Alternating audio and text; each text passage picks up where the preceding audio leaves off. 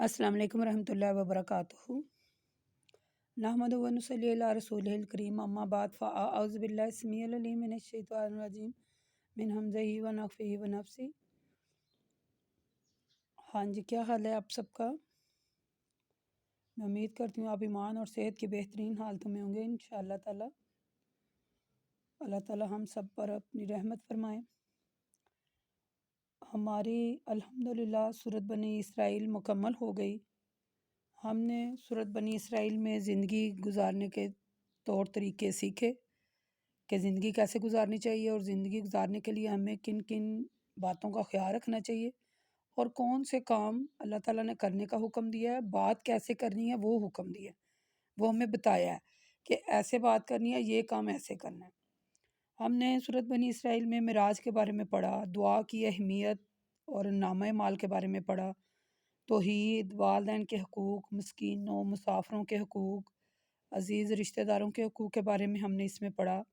ज़िंदगी गुजारने के आदाब और कान, आँख, दिल और चाल के मुतल्लिक़ अहकामात इलाही, जैसे मैंने अभी आपको कहा, वो हमने पढ़े।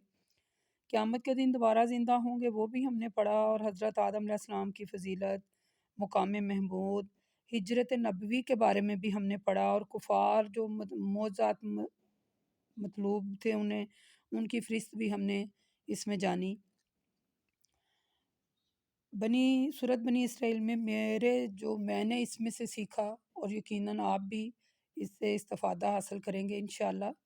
मैंने इसमें से सीखा, अल्लाह ताला ने बताया कि बात कैसे करनी है। जैसे वो अल्लाह ताला ने कहा ना कि ये ना कहा करो कि ये मैं काम कल करूँगा, बल्कि ये कहते हैं कि इंशाअल्लाह अगर मेरे अल्लाह ने चाहा तो ये आपका काम कल हो जाएगा या मैं आपका काम अल्लाह के हुक्म से कल कर दूँगा। यानी ये कितनी बड़ी बात है। यानी आप ये बताएं, कमेंट्स में बताएं कि कितने लोगों को पता था कि ये बात ऐसे करनी चाहिए। यानी अल्लाह ताला ने हमें ज़िंदगी गुजारने के तरीके सलीके सिखाए और भी बड़ी ज़्यादा बातें हमने इसमें सीखी। आज हम अब अल्हम्दुलिल्लाह सूरत कहफ शुरू करेंगे। इसमें देखते हैं कि अल्लाह तबारक व तआला ने हमारे लिए क्या ख़जाना छुपा रखा है। तो चले शुरू करते हैं। सूरत कहफ है। सूरत कहफ की जो पहली 10 आयात हैं उनकी बड़ी फजीलत है। अल्लाह के रसूल सल्लल्लाहु अलैहि वसल्लम फरमाते हैं, जो शख्स सूरत कहफ की पहली 10 आयात याद कर ले वो दज्जाल के फितने से महफूज रहेगा।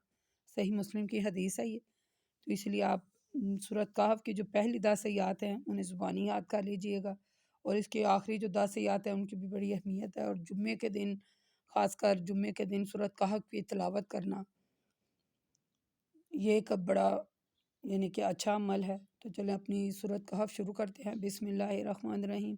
अल्हम्दुलिल्लाहिल्लज़ी अंज़ला अलल अब्दिहिल किताब वलम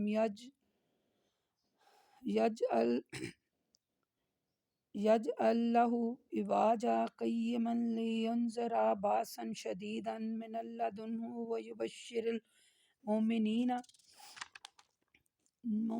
अल्लज़ीना यअलमून अस्सालिहाति अन्ना लहुम अजरन हसना। अल्लाह तबारक व तआला कहते हैं, सब तारीफ़ें अल्लाह ही के लिए हैं जिसने अपने बंदे पर किताब नाज़िल फरमाई और इसमें किसी भी किस्म की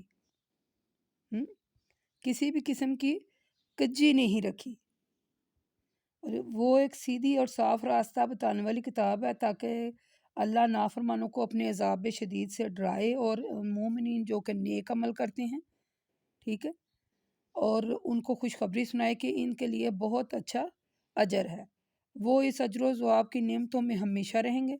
अल्लाह ने यह किताब इसलिए भी साफ़ और वाज़िया बनाई है ताकि अल्लाह इन लोगों को डराए जो कहते हैं कि अल्लाह ने बेटा बनाया हुआ है।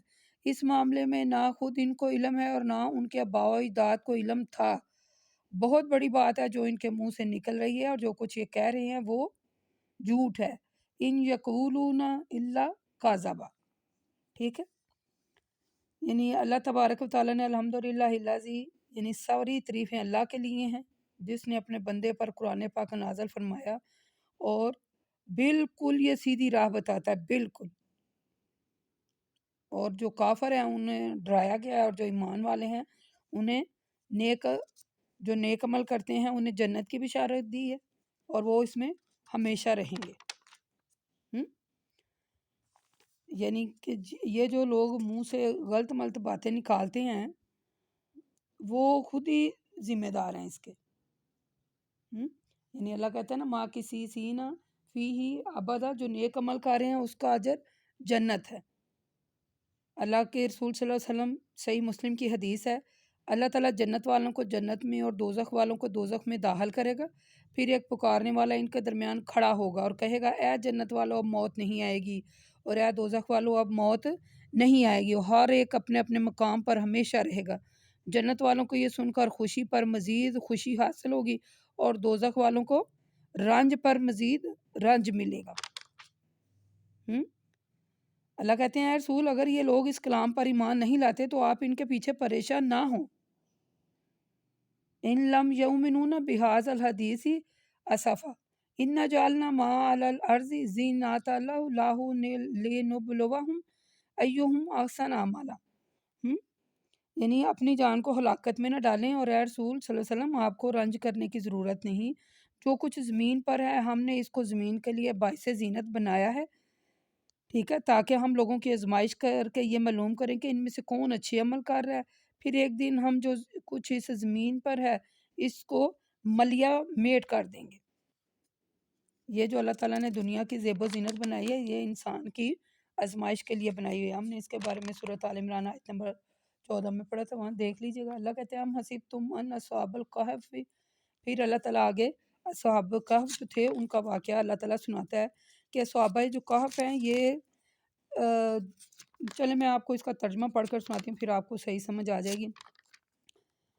اللہ تعالیٰ کہتے ہیں اے رسول صلی اللہ علیہ وسلم کیا آپ خیال کرتے ہیں کہ غار اور قطبے والے ہماری نشانیوں میں سے کوئی عجیب نشانی تھے؟ وہ غار والے چند نوجوان لوگ تھے، جب ان نوجوانوں نے غار میں پناہ لی تو اس طرح دعا کرنے لگے اے ہمارے رب ہمیں اپنی بارگاہ الہی سے رحمت عطا فرما اور ہمارے کام میں ہماری رہنمائی کا سامان مہیا کر دے۔ پھر ہم نے کئی سال تک کے لیے انہیں سلا دیا اور ان لوگوں کی باتیں سننے سے روک دیا۔ پھر ہم نے انہیں اٹھایا تاکہ ہم یہ معلوم کریں کہ دو جماعتوں میں سے غار میں رہنے کی مدت کس کو زیادہ یاد ہے، اور اے رسول صلی اللہ علیہ وسلم ہم ان کا قصہ آپ کو صحیح صحیح بیان کرتے ہیں۔ وہ چند نوجوان تھے جو اپنے رب پر ایمان لائے تھے اور ہم نے ان کو یعنی کہ مزید ہدایت دی تھی، ہم نے ان کے دلوں کو مضبوط کر دیا تھا اور وہ استقامت سے انہیں نواز دیا تھا۔ جب وہ اٹھے تو کہنے لگے ہمارا رب تو وہ ہے جس نے آسمان اور زمین کا رب ہے وہ، اور جس نے آسمان اور زمین بنائی، یعنی ہم اس کے سوا کسی کو الہ نہیں پکارتے، اگر ہم پکاریں تو ہم بڑی یعنی کہ بے جا قسم کی یعنی بڑی غلط بات کر رہے ہیں۔ ہماری قوم کے ان لوگوں نے اللہ کے علاوہ کئی الہ بنائے تھے، وہ کیوں نہیں ان الہ کے ہونے پر کوئی کھلی دلیل پیش کرتے؟ ان لوگوں نے جو اللہ کے علاوہ کئی الہ بنائے ہیں یعنی وہ کوئی کھلی دلیل پیش کریں کہ یہ اگر ہم نے الہ بنایا تو یہ دلیل کوئی دے نا۔ ان کے پاس کوئی دلیل نہیں تھی، وہ اللہ پر جھوٹ باندھتے تھے، اور اس سے زیادہ بڑھ کر ظالم کون ہے جو اللہ پر جھوٹ باندھے۔ اور جب تم نے ان لوگوں سے اور ان کے معبودوں سے جن کی اللہ کے علاوہ یہ عبادت کرتے تھے کنارہ کشی کر لی تو ایک غار میں جا کر چھپ جاؤ، تمہارا رب تمہارے لیے اپنی رحمت کو وسیع کر دے گا، تمہارے کام میں تمہیں سہولت فرمائے گا۔ الغرض وہ ایک غار میں جا کر چھپ گئے، اور اے رسول صلی اللہ علیہ وسلم ان کی کیفیت یہ تھی کہ جب سورج نکلتا تو آپ دیکھتے کہ وہ ان کے غار سے داہنی طرف کو ہٹ جاتا، اور جب غروب ہوتا تو ان سے بائنی طرف سے ہٹ جاتا، اور وہ اس غار کی ایک کشادہ جگہ پر سو رہے تھے۔ یہ اللہ کی نشانیوں میں سے ایک نشانی تھی جس کو دیکھ کر اس زمانے کے کافروں کو ایمان لے آنا چاہیے تھا، مگر جس کو اللہ ہدایت دے وہی ہدایت یاب ہوتا ہے، اور جس کو وہ گمراہ کر دے تو اے رسول صلی اللہ علیہ وسلم پھر اس کے لیے آپ کوئی راہ بتانے والا اور کارساز نہیں پائیں گے۔ اور اے رسول صلی اللہ علیہ وسلم اگر آپ انہیں دیکھتے اور آپ خیال کرتے کہ وہ جاگ رہے ہیں حالانکہ وہ سو رہے تھے، ہم کبھی داہنی طرف اور کبھی بائنی طرف ان کی کروٹ بدلتے، ان کا کتا چوکٹ پر ہاتھ پھیلائے سو رہا تھا، اور اے رسول صلی اللہ علیہ وآلہ وسلم اگر آپ ان کو جھانک کر دیکھتے تو وہ پیٹ پھیر کر بھاگ جاتے اور ان کی حالت سے مرغوب ہو جاتے۔ اور اے رسول صلی اللہ علیہ وسلم جس طرح ہم نے ان کو سلا دیا اسی طرح ہم نے ان کو اٹھا بھی دیا۔ اور اللہ کہتے ہیں کہ اٹھا بھی دیا تاکہ وہ آپس میں ایک دوسرے سے غار میں رہنے کی مدت کے متعلق سوال کریں۔ ان میں سے ایک کہنے والے نے کہا، غار میں کتنی دیر رہے؟ انہوں نے کہا، 1 دن یا اس دن سے بھی کچھ کم۔ پھر انہوں نے کہا، جتنی مدت تم غار میں رہے اس کو تمہارا اللہ جانتا ہے۔ اچھا، اب تم اپنے میں سے ایک آدمی کو 1 روپیہ دے کر شہر بھیجو، وہ وہاں جا کر دیکھے کہ شہر میں کس آدمی کا کھانا پاکیزہ ہے، تو اس میں سے وہ تمہارے لیے کھانا لے آئے۔ اسے چاہیے کہ نرمی سے بات کرے اور کسی کو تمہارے متعلق کوئی خبر نہ دے۔ وہ اگر تم پر غلبہ پائیں تو تم کو سنسار کر دیں گے یا تم کو واپس اپنے مذہب میں لے جائیں گے۔ ایسی صورت میں تم ہرگز فلاح نہیں پاؤ گے۔ اور اے رسول صلی اللہ علیہ وسلم، اسی طرح ہم نے لوگوں کو ان کے حال سے خبردار کر دیا تاکہ وہ جان لیں کہ اللہ کا وعدہ حق ہے، اور یہ کہ قیامت کے آنے میں کوئی شک نہیں۔ جو اللہ نے کئی سال تک انہیں سنانے کے بعد اٹھا سکتا ہے، وہ مار کر زندہ بھی کر سکتا ہے۔ اور اے رسول، وہ وقت بھی یاد کیجئے جب لوگ ان کے معاملے میں آپس میں جھگڑنے لگے۔ کچھ لوگ کہنے لگے، ان کے غار پر ایک عمارت بناؤ، اور اے رسول، لوگوں کو تو صحابہ کہف کے حالات کا صحیح علم ہی نہیں۔ ان کا رب ان کے حال سے بخوبی واقف ہے، اور جو لوگ ان کے معاملے میں غلبہ رکھتے ہیں وہ کہتے ہیں کہ ان کے غار پر مسجد بنائیں۔ آج کے لیے اتنی کافی ہے۔ آیت نمبر 21 تک ہم نے ترجمہ پڑھا، انشاءاللہ آگے بھی پڑھیں گے اور پھر اس کی وضاحت کریں گے۔ بقول قولی ھذا استغفر اللہ استغفر اللہ۔